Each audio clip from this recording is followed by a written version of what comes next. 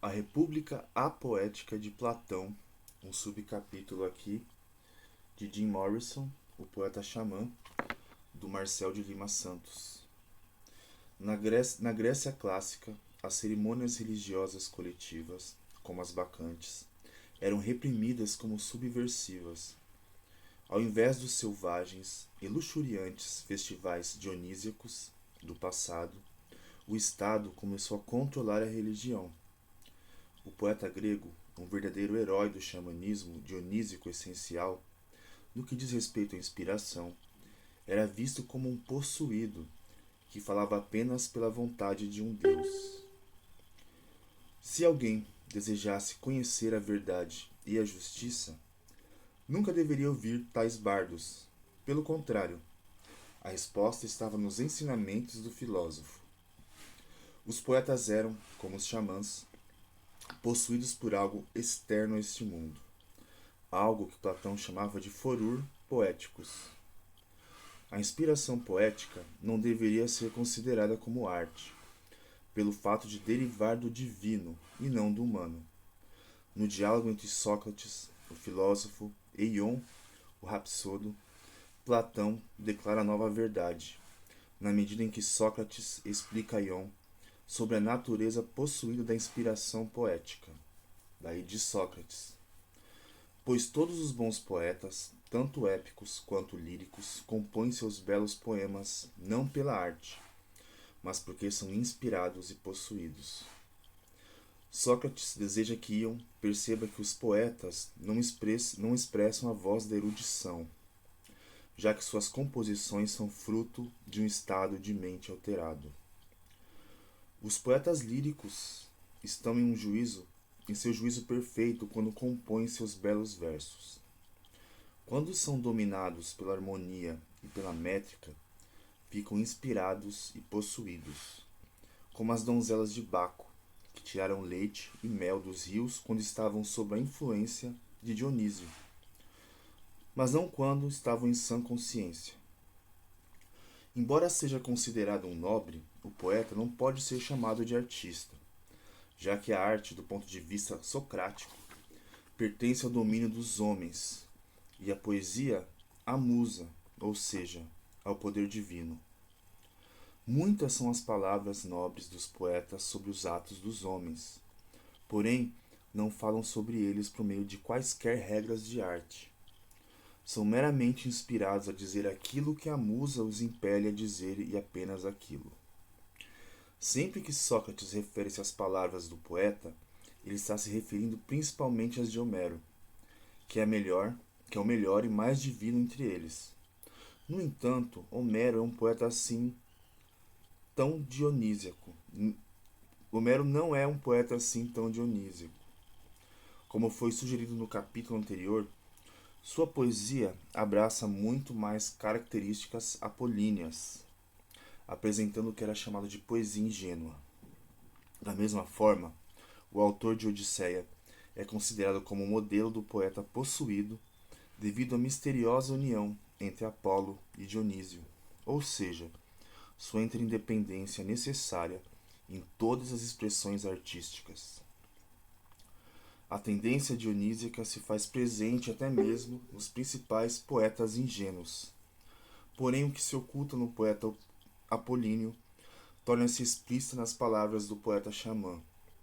Nesse sentido, os versos a seguir sugerem o sentimento de Morrison com relação aos bardos. A terra precisa deles, suaves cães na neve, aninhados na primavera, quando o sol faz o vinho e o sangue dança perigoso nas veias ou vinha. Eu trouxe esse trecho aqui porque, claro, tem toda uma história aqui, todo um contexto, né? Que pode ficar bastante confuso para quem está escutando isso pela primeira vez. A gente tem aqui, lá na Grécia Antiga, que é o berço talvez do pensamento ocidental, e nós aqui da América Latina a gente pega muito desse pensamento ocidental, né?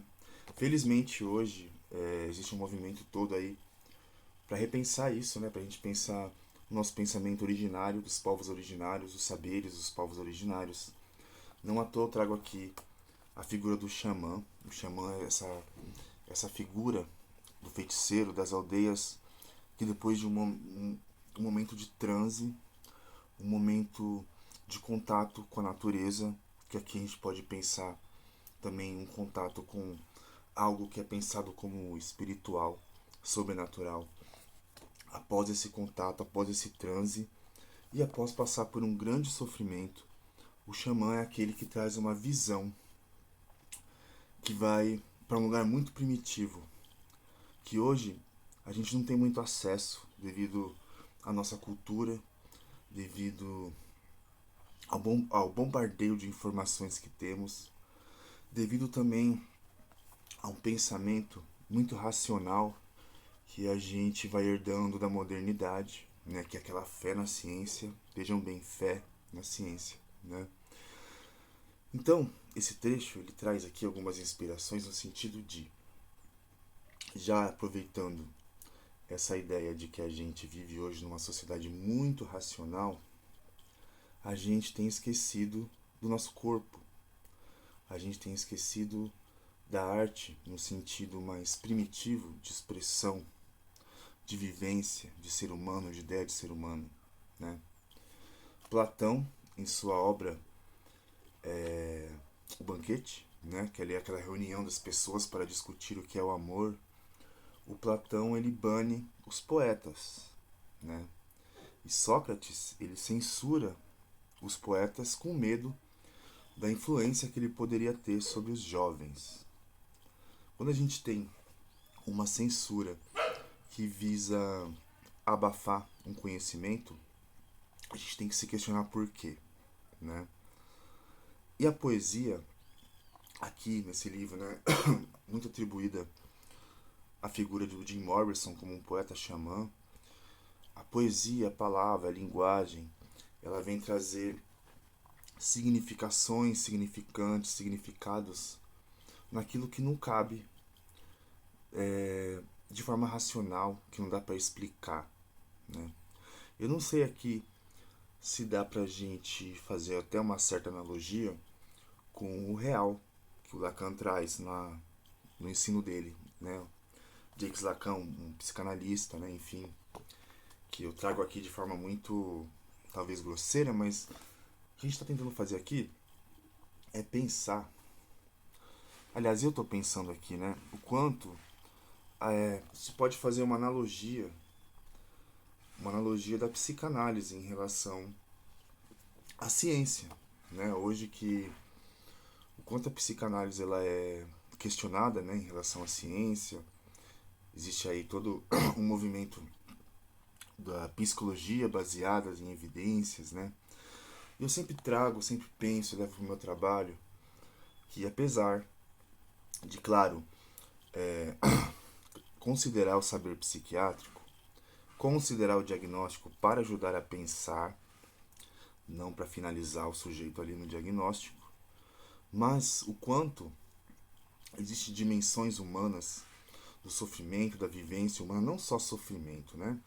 Que Dionísio, né? O Dionísio eu trago aqui como uma figura mitológica também para a gente pensar um pouquinho as paixões, né?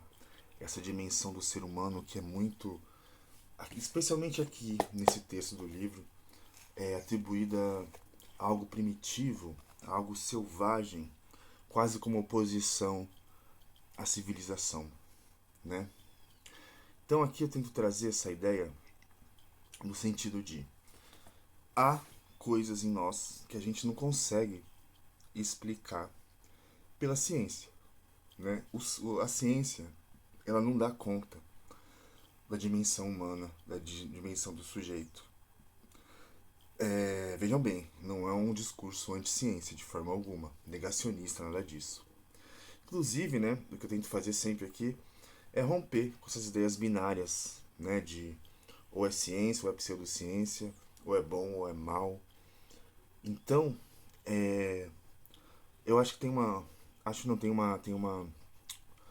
filósofa muito interessante que eu gosto muito, que é a Viviane Mosé, que ela traz muito essa ideia do quanto a nossa sociedade ela se tornou muito racional, né? A gente tem os diagnósticos, tal, que vai fazer aquela classificação, e a gente tem essa ideia de tudo se explica pela ciência, que é uma ideia muito já ultrapassada, né? Se a gente pensar que essa ideia ela surge na modernidade, lá no final do século XIX. Então, isso tem sido caído por terra, né? Então, uma pessoa para a gente pensar, para ajudar a pensar isso é a Viviane Mosé, né? Que é uma filósofa bem interessante. Existem inúmeros cafés filosóficos aí com ela no YouTube, indico muito, livros incríveis. E se é que dá para tirar alguma conclusão aqui, e o que eu estava tentando dizer antes, é que no meu trabalho, vamos para a prática, né? No meu trabalho, eu escuto as pessoas, eu tento escutar o inconsciente das pessoas, tentar fazê-las perceber o que elas não estão percebendo em sua linguagem, em sua narrativa, em seu discurso. Existem essas dimensões que não são explicadas pela ciência, né? Que o diagnóstico não dá conta, que esse mundo super racional não dá conta, né? Então eu defendo bastante, tenho aprendido a defender bastante essa dimensão mais artística do humano, né? Eu costumo afirmar que a psicanálise, que é a teoria que eu estudo e trago na minha prática psicodinâmica, ela está muito mais próxima das artes do que da medicina, sabe? Claro, né? Eu acho que a psicanálise nasce na medicina, né? Freud era médico. Mas a história anda, as coisas mudam, a gente passa por metamorfoses e hoje a gente tem muitos movimentos da psicanálise, ideias da psicanálise atreladas à arte, né? Se a gente visitar um pouquinho a história da psicanálise, a gente vai ver.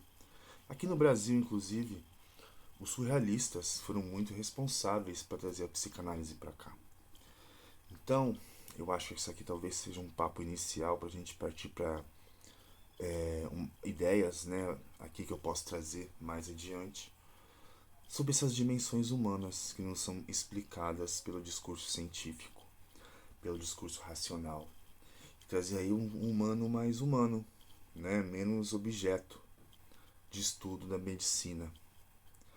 Então é isso, fica aí a reflexão.